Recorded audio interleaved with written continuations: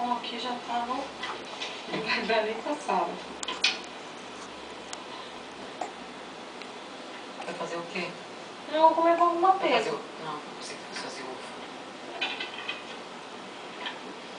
Acho que eu vou comer ovo, não. Tô comendo muito ovo. A única variedade que a gente tem aqui é ovo. Tudo é ovo. Não tem nem como fugir.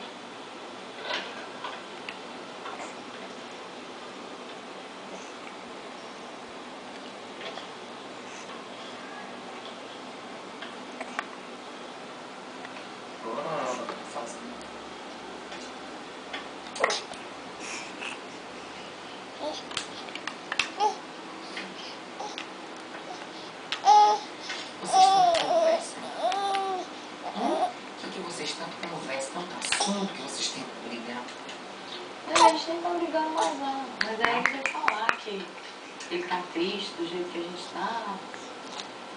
Que assim é ruim, que pode prejudicar, não sei o quê. Aí eu falei, olha, então se você achar, eu também tô chateada, mas eu tô tentando ser forte, que ele falou que parece que eu sou muito forte, que eu não tô